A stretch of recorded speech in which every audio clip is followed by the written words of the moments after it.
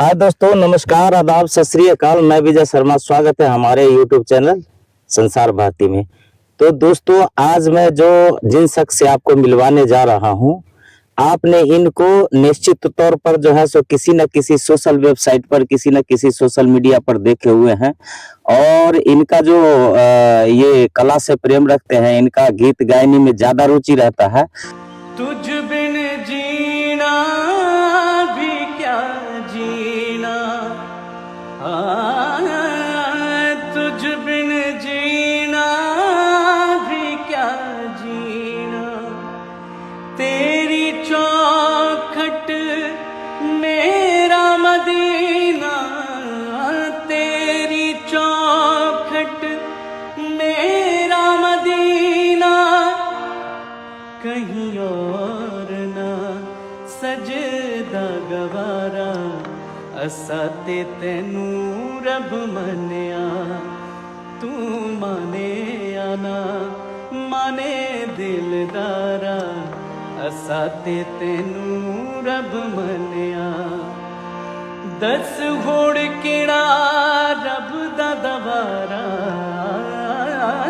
दस होड़ किड़ा रब दा दवारा, साते तैनू रब मन्या, तू माने या ना माने दिलदारा, साते तैनू रब मन्या। और इनका नाम जो है सो मैं अभी परिचय करवा देता हूं, लेकिन उससे पहले इनके बारे में विशेष जानकारी दे देता हूं। ये लगभग 100 ऐसे कंपटीशन में जो है विजेता घोषित बन चुके हैं, चाहे वो ग्रामीण स्तर के हो, चाहे वह नेशनल स्तर के हो। आपने 2021 में आपने एक पीटीसी चैनल है, उसमें अपने कंपटीशन को विजेता होते इनको देखा होगा। और इनका नाम मैं इन्हीं के जुबानी सुनना चाहता हूँ। सर, पहले अपना नाम बताइए और हमारे दर्शक के परिचय दीजिए कि आपका जो गायनी में है। ढेर सारा सवाल करेंगे, लेकिन सबसे पहले हम सर से परिचय जानते हैं। अपना परिचय सर बताइए। बहुत बहुत धन्यवाद आपका। मेरा नाम हिमांशु यादव है और मेरा घर समस्तीपुर महिउद्दीन नगर प्रखंड में पड़ता है, रमैया गांव में है। और पेशे से मैं एक कलाकार हूं, एक परफॉर्मर हूं, जो कि अपनी गायकी के माध्यम से लोगों तक पहुंचता हूं। चलिए, बहुत बड़ा धन्यवाद। तो इनको जरूर आपने देखा होगा कि सोशल मीडिया पर भी इनका गीत आते ही रहता है, हिमांशु यादव। यदि इनके चैनल को सर्च करना है, आप इनको फेस देख लीजिए। और हमारे तरफ से भी रिक्वेस्ट है कि अगर इनका गीत गायनी अगर अच्छा लगता है तो इनको जरूर फॉलो कीजिए।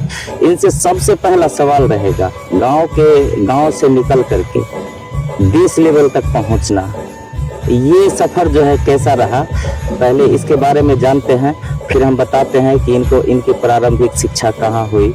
सबसे पहले सर आप बताइए कि ये जो गांव से निकल करके नेशनल लेवल तक चैलेंज जीतना, ये कितना मुश्किल और कितना आसान है? देखिए, जिस समय मेरी उम्र 8-9 साल की थी जी, तो आप ये समझिए अभी मैं 30 साल का हूँ। और जब मैं 8-9 वर्ष का था, तब उस वक्त सन 2001 या 2 था, ऐसा था। और उस समय हमारे पास ये सोशल मीडिया और ये तमाम जो चीज़ें हैं, ऐसा कुछ नहीं था नहीं कुछ। जी जी जी। उस वक्त सिर्फ एक माध्यम था, वो भी था न्यूज़पेपर। जी जी जी। और न्यूज़पेपर के माध्यम से जो भी हमें किसी भी कंपटीशन, चाहे वो बिहार सरकार का कंपटीशन हो या भारत सरकार का कंपटीशन हो, उसके माध्यम से हमें पता चलता था। और साथ ही जिस विद्यालय में मैं पढ़ता था, जी जी, उस विद्यालय के माध्यम से भी कुछ कॉम्पिटिशन्स का पता चलता था। जी जी जी। तो शुरुआती दौर में मैंने जो अपनी संगीत की शिक्षा है अपनी माताजी से लिया। जी जी जी। और उनसे सीखना शुरू किया। तो मुश्किल जो था मेरे लिए शुरुआत में कि अपॉर्चुनिटी कहाँ से ज़्यादा पता चले, जी जी जी, उस चीज़ में बहुत ज़्यादा मुश्किल आई थी। क्योंकि उस वक्त हम लोग ज़्यादा ये सोशल मीडिया से जुड़े नहीं थे और इतना पब्लिसिटी भी नहीं होता था कि हाँ भी इतना पता चल जा रहा है लोगों को कि हाँ ये कंपटीशन यहाँ से है वहाँ से। तो जितना लिमिटेड कंपटीशन हमको पता चलता था उतना ही हम पार्टिसिपेट करके उस चीज़ में अपनी पोजीशन लाते थे। नेशनल लेवल पर गए, आपने बड़ा बड़ा मंच देखा होगा, आपने बड़ा बड़ा मंच देखा होगा। बड़ा बड़ा मंच में जाने के बाद क्या आपको फील होता था कि क्या कभी मैं इस लायक बन सकता हूँ या मुझसे ये नहीं होगा? बहुत सारे लोग वहाँ पर जा कर के ये सोचते हैं कि यहाँ पे मैं इस चीज़ को जो है सो पाना एक बहुत बड़ी अपॉर्चुनिटी है। उस समय आपको क्या फील हो रहा था जब आपने उस मंच को अटेंड किया था सर? देखिए, डर तो रहता ही है जब भी आप किसी कंपटीशन में जाते हैं। तो उस वक्त मेरी अवस्था भी बचपना था, तो एक मन में तो रहता ही है, डर रहता है, हर किसी को होता है। बिल्कुल बिल्कुल। वो एक बहुत नेचुरल सी चीज़ है। और हमेशा मैं यही सोचता था कि यार सिर्फ अपने कंपटीशन पे फोकस करो। आपने जो परफॉर्म करना है, आपको जो कंपटीशन में प्रेजेंट करना है, उसमें कोई गड़बड़ी नहीं हो। फिर बाकी का जो चीज़ है वो जजमेंट के ऊपर है।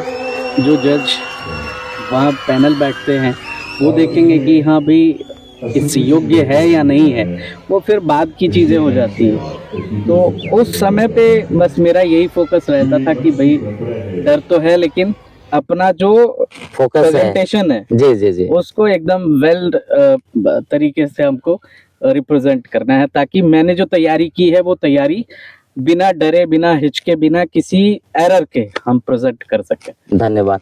जैसे साहस जो होता है सर, एक गायकी के क्षेत्र में एक साहस जो है सबसे बड़ा, वो कहते हैं टूल्स है कि गायकी के क्षेत्र को मूव करने के लिए ग्रामीण स्तर पर प्रतियोगिता हो, जिला स्तर पर प्रतियोगिता हो, उसको जीतने के बाद कितना साहस बनता है, ये थोड़ा सा हम उन लोगों के लिए जानना चाहेंगे जो लोग हिम्मत रखते हैं, घरे में गाते हैं डर से, और वो उनका अच्छा गीत गायनी होने के बावजूद भी कहीं ना कहीं साहस के वजह से बाहर नहीं आ पाता, उसके लिए क्या कहना चाहेंगे? देखिए, ये इसमें कोई डरने की ज़रूरत नहीं है। ये अगर कोई भी व्यक्ति गा रहा है, अगर उसके पास ये कला है, तो इस कला को आपके पास तो अब बहुत सारे साधन हैं। आप सोशल मीडिया पे डाल सकते हैं, आप घर में ही रिकॉर्ड करके अभी तो बहुत सारा साधन हो गया है बिल्कुल कि अगर सामने से कहीं अगर डर लग रहा है तो आप खुद गाँव घर में गा करके सोशल मीडिया पर बिल्कुल अपलोड कर सकते हैं। और जैसे आपकी प्रारंभिक शिक्षा आपने बताया कि संगीत के क्षेत्र में आपकी माताजी से हुई जी। माताजी के बाद हमें जो पता चला, हमने इंटरव्यू लेने के लिए सरस्वती शिशु मंदिर में गए थे, तो हमें पता चला कि आपकी प्रारंभिक शिक्षा और संगीत से भी जुड़ी काफी चीज वहां से आपको भी सीखने को मिला। जो राजकिशोर सर संगीतविद है, आपके बारे में काफी सराहना कर रहे थे, तो राजकिशोर सर के बारे में क्या कहना चाहेंगे और सरस्वती शिशु मंदिर के बारे में क्या कहना चाहेंगे? देखिए, सरस्वती शिशु विद्या मंदिर में मैं पटोरी, हाँ पटोरी, जी जी जी, मैं वहाँ जब मैं गया तो मुझे पर डे महिउद्दीन नगर रेलवे स्टेशन से पटोरी तक का ट्रेन में सफ़र करना पड़ता था। और वहाँ पे मैंने 2-2.5 साल 3 साल मैंने वहाँ शिक्षा लिया। और साथ में ही वहाँ पे जब तक मैं जुड़ा रहा, तो वहाँ जितने भी हमारे आचार्य जी लोग थे, जी जी जी जी, सबका आशीर्वाद रहा। जी जी जी जी। अब जिसमें राजकिशोर सर म्यूजिक से हैं, तो उनका बहुत प्यार और स्नेह और आशीर्वाद रहा मेरे ऊपर। जी जी जी। जब भी मैं खाली पीरियड हुआ या लंच का समय होता था, तो राजकिशोर सर के पास जाके बैठता था और उनसे भी सुनता था, और मैं भी अपना जो कुछ तैयार करके ले जाता था वो भी सुनाता था कि हाँ, सर ये कैसा है, तैयार किया है, आप देखिए अगर इसमें कुछ गलती है। Right right right. तो सर काफ़ी सपोर्टिव रहे, और जितने दिन मैं सरस्वती शिशु विद्या मंदिर में पढ़ा, सर का प्यार रहा। और साथ ही साथ नीलम प्रकाश सर थे, उनका भी बहुत प्यार और स्नेह रहा, आशीर्वाद रहा मुझे। फिर पटोरी के बाद आपने फिर संगीत का शिक्षा आपने मतलब इससे जैसे होता क्या है कि अमूमन लोग जिस लेवल पर जाता है, संगीत का भी शिक्षा उस तरह बढ़ते जाता है। इनके बाद भी और कहाँ-कहाँ आपने संगीत का शिक्षा जो प्राप्त की है? स्टार्टिंग तो आपके मदर से, माँ से ही हुई है। जी जी जी। उसके बाद और जो मतलब शिक्षा का जो है, संगीत का शिक्षा कौन से गुरु से प्राप्त किया? मैं वही बता रहा हूँ। जैसे शुरुआती मैंने अपनी माताजी से शुरू किया, और स्कूल में रहा सरस्वती शिशु विद्या मंदिर में, तो राजकिशोर सर रहे। Right right right. और उसके बाद जो है मैं देवानंद ठाकुर सर से मैंने सीखा, और लगभग 4-5 साल उनसे भी मैंने जी जी सीखा।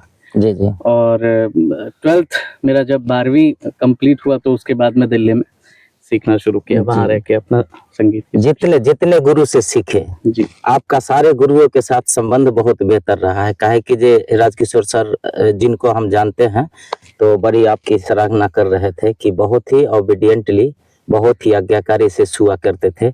लेकिन उन सारे गुरु के लिए आपके आपके आप माने आपके मुंह से एक शब्द सारे गुरुओं को एक बार जो है क्या कहना चाहेंगे आप इस लेवल देखिए, पे?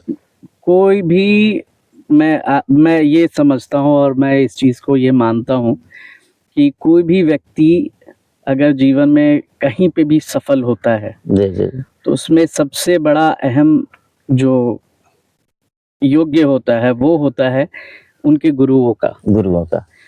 तो मैं इस चीज़ में बड़ा सौभाग्यशाली रहा कि मुझे बहुत गुरु का आशीर्वाद मिला।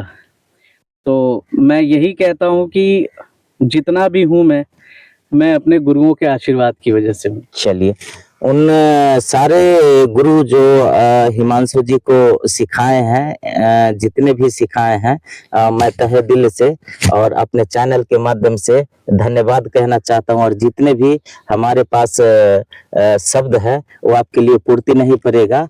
तो आप कहीं ना कहीं ऐसे हिमांशु जैसे शिष्य को तैयार करते रहिए, और वही नेशनल टीवी पर अगर आप अपने शिष्य को देखेंगे तो आप भी गर्व से फूला नहीं समाएंगे। अगला सवाल हम हिमांशु सर से पूछेंगे, क्योंकि गीत गायनी के क्षेत्र में कोई क्रिकेट में जाता है तो सचिन तेंदुलकर उनका आइडल बन जाता है। हिमांशु सर का आइडल कौन है? और काफी ये सुखी पाजी सुखविंदर सिंह का गीत गुनगुनाते रहते हैं, अक्सर मुझे देखने को मिलता है। तो मैं जानना चाहूंगा कि इनके आइडल कौन है? गायकी के क्षेत्र में आपके आइडल कौन है? देखिए, मैं बचपन से ही, जब मैं 7-8 साल की उम्र में था, तब से मैंने गाना सुनना शुरू किया रफ़ी जी का। रफ़ी जी का। और रफ़ी जी का मैं उनके गाने में, मतलब आप ये समझिए कि आपको बहुत सारी चीज़ें सीखने को मिलती हैं। उनका गाना एक तरीके से मैं मानता हूँ कि अपने आप में एक यूनिवर्सिटी है। आप उनके गाने सुन रहे हैं तो बहुत कुछ सीखने को मिलता है आपको। दूसरी चीज़, मैं सोनू निगम जी को आइडल मानता हूँ। जी जी जी। ये 2 लोग मेरी लाइफ में हैं जो बिल्कुल मैं बचपन से इनको एडमायर करता हूँ। कोई एक गीत जिसे इंस्पायर होकर के आपने गायकी के क्षेत्र में प्रकाश डाला हो कि हमें भी संगीत सीखना है, 2 लाइन मैं सुनना चाहूंगा वो गीत।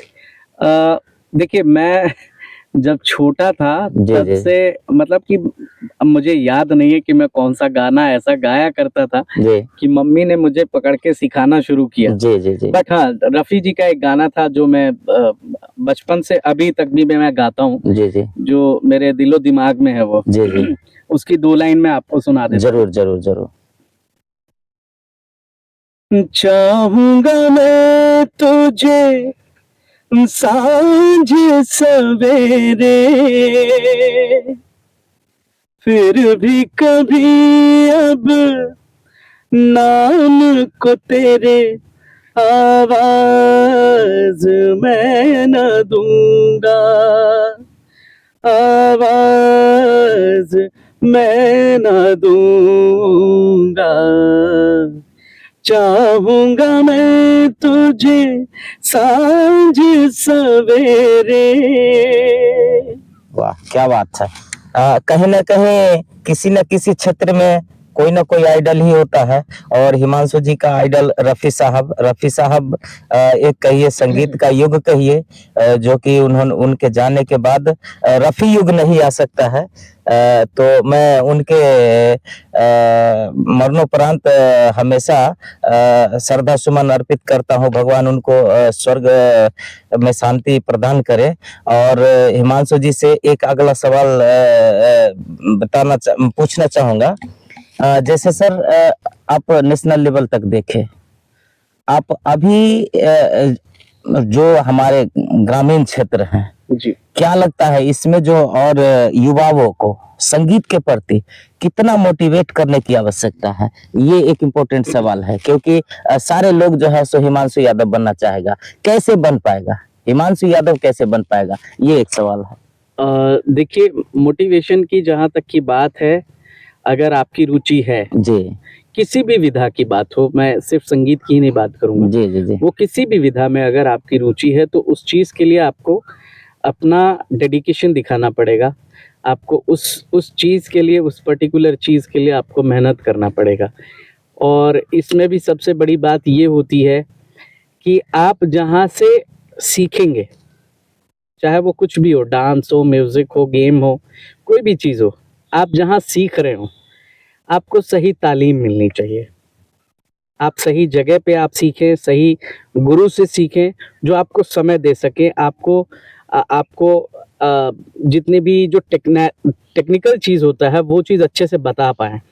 तो आज के डेट में ये है कि बहुत ऐसे रैंडम हम देखते हैं, म्यूज़िक के क्षेत्र में मैंने देखा है कि बहुत ऐसे टीचर हैं जिनको ज़्यादा ज्ञान नहीं है। मैं माफ़ करिएगा, मैं ऐसी चीज़ें बोल रहा हूँ। ना, ना, ना। लेकिन क्योंकि ये चीज़ें मेरे को पता है और मैंने एक्सपीरियंस किया है, देखा है मैंने, जी। इसी बात पे मैं ये बात कह रहा हाँ, हूँ हाँ, हाँ, हाँ, हाँ, कि obviously। बहुत ऐसे लोग हैं जिनको ज़्यादा ज्ञान नहीं है, फिर भी वो सिखा रहे हैं लोगों को। सिखा रहे हैं लोगों को, तो इससे क्या हो रहा है कि दोनों ही एक दूसरे को गुमराह कर रहे हैं। गुमराह कर रहे हैं। ना उस बच्चे का विकास हो पाएगा, ना ही आपका कुछ भला हो भला पाएगा। का right, right, right, right. Indirect way में आप ये कह लीजिए कि भगवान आपके कर्मा को देखते हैं। जी, जी, जी। तो आप जो कर्म कर रहे हो, चलिए आज नहीं कल नहीं, वो कहीं न कहीं किसी न किसी दिन और किसी न किसी रूप में आपको सामने प्रत्यक्ष आता है। Right, right, right.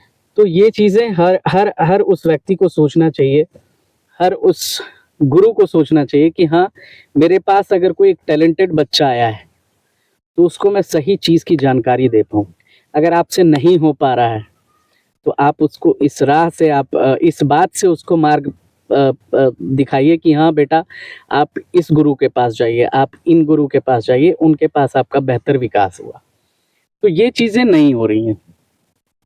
आजकल ऑनलाइन मैं देखता हूँ, ऑनलाइन सीखते हैं लोग। म्यूज़िक मुझे नहीं लगता है कि कभी ऑनलाइन सीखने वाली चीज़ होती चीज़ है। कभी नहीं हो सकती।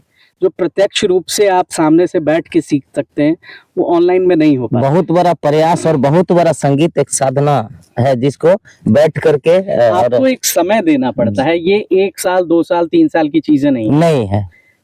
आपको एक सर्टेन टाइम देना पड़ेगा। आपको अपना एक अ, अच्छा खासा समय देना पड़ेगा। 15 साल, 20 साल आप फिर भी वो इनफ नहीं होता। इनफ नहीं होता, इसलिए कि जो कभी रियलिटी शो में हमने लता मंगेशकर जी नहीं रही, लेकिन उनके मुंह से भी कभी-कभी सुनने को मिलता था कि संगीत का जस्ट एक छोटा सा कण हूँ मैं। बिल्कुल। क्योंकि इतने बड़े संगीत लता मंगेशकर जी को सरस्वती का रूप दिया गया था, लेकिन फिर भी वो अपने आप को बता रही थी कि संगीत का मैं छोटा सा कण हूँ। एक सवाल, आप सुखी पाजी का भी गीत गुनगुनाते रहते हैं। जी। तेरी मेरी ओ टूट गई सोनिए, थोड़ा सा 2 लाइन सुनना चाहूंगा। अच्छा। क्योंकि वो गीत जो है सो वो गीत कहीं ना कहीं मैं सुनता हूँ तो रुक करके सुन लेता हूँ, कहीं बजता भी रहता है। तो मैं अपने दर्शकों के लिए 2 लाइन वो सुनना चाहूंगा। जी, ज़रूर मैं सुनाता हूँ।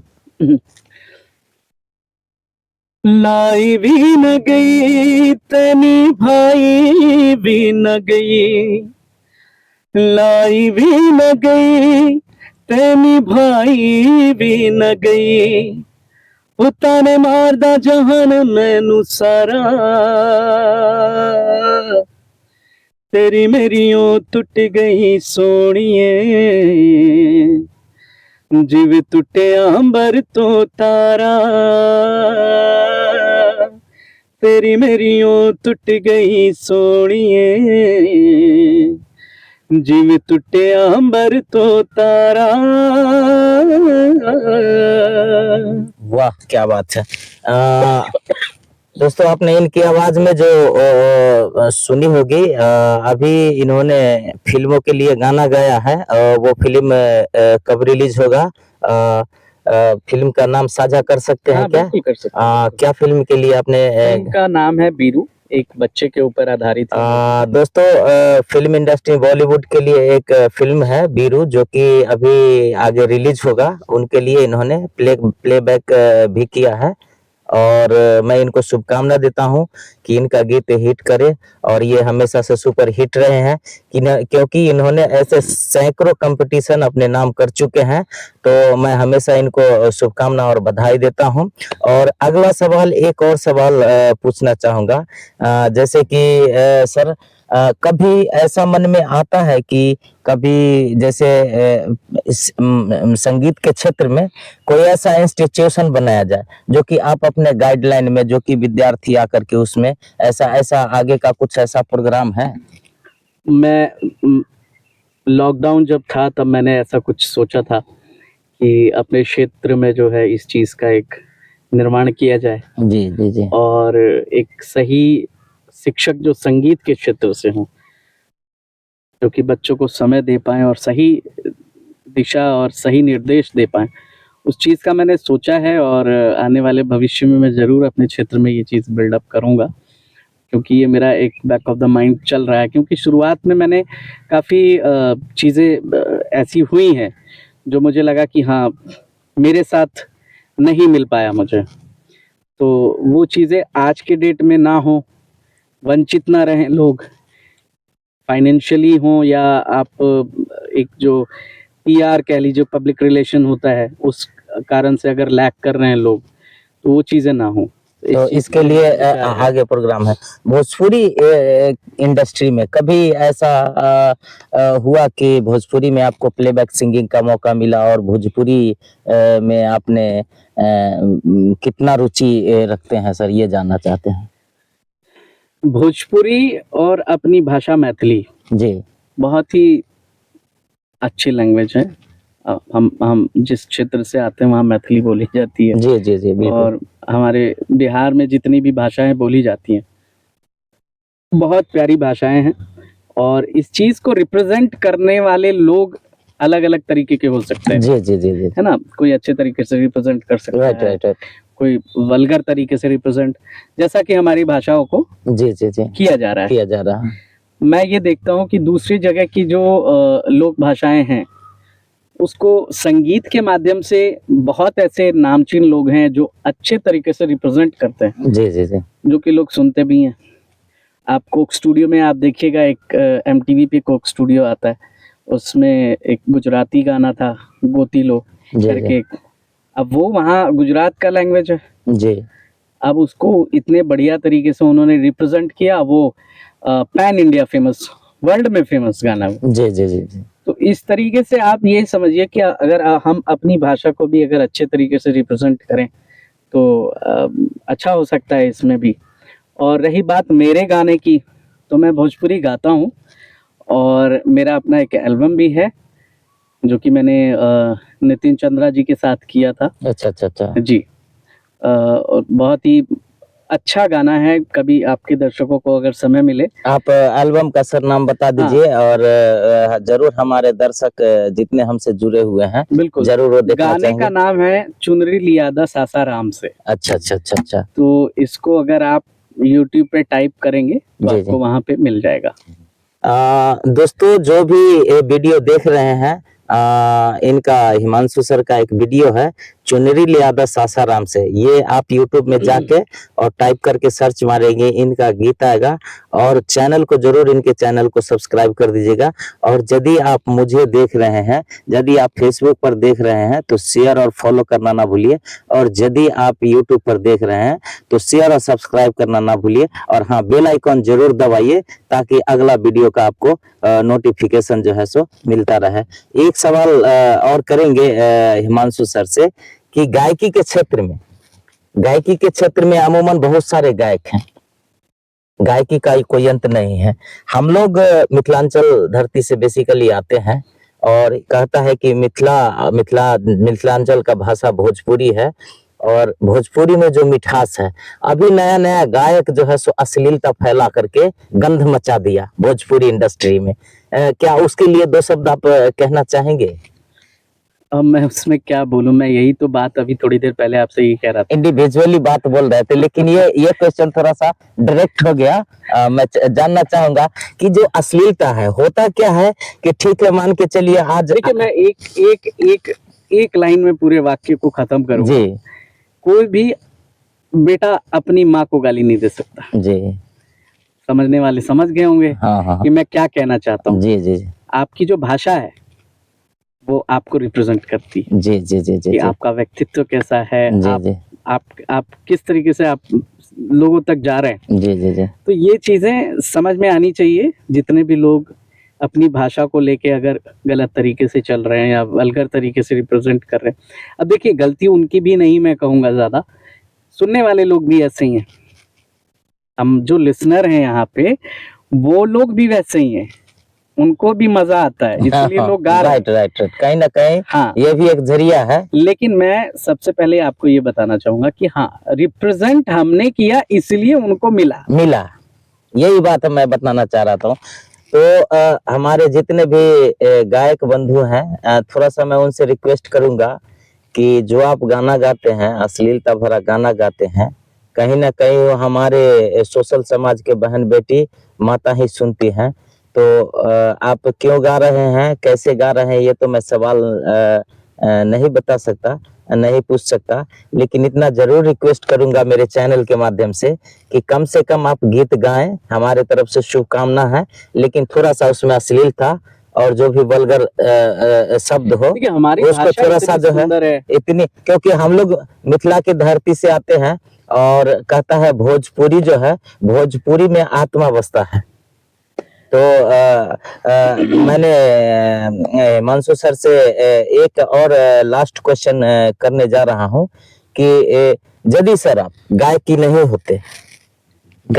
होते तो फिर गायकी के बाद क्या था, कि गायकी के बाद और क्या था मोटिव, मैं कि क्रिकेट खेल रहा होता जी। तो दोस्तों, मैं इनको शुभकामना देता हूँ, हिमांशु सर को शुभकामना देता हूँ, ये और आगे बढ़े, अपने क्षेत्र का नाम रोशन करे, अपने परिवार का नाम रोशन करे, और साथ ही उन युवाओं के लिए ये प्रेरणादायक बने कि आगे वाले जो भी युवा हो, इनसे मदद लेकर के वो भी अपने आप को रिप्रेजेंट कर सकते हैं, अपने आप को एक फेम बन सकते हैं।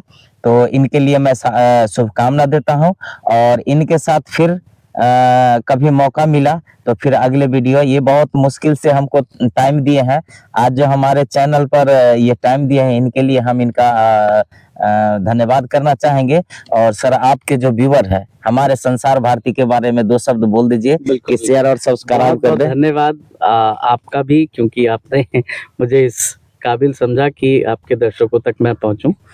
और आप सभी दर्शकों से अनुरोध है कि ये जो पूरा इंटरव्यू सेशन है जरूर देखिए, इसमें कुछ काम की भी चीज़ें हैं, आपको बेनिफिट हो सकती है, एक बात से भी हो सकता है कुछ इंस्पायर हो जाएं आप, तो ये भी हो सकता है।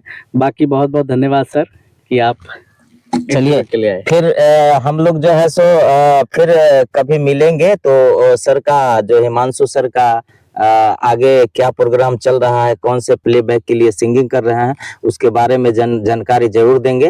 तो अभी का वीडियो समाप्त करते हैं, बने रहिए हमारे साथ, फिर अगले वीडियो तक। धन्यवाद।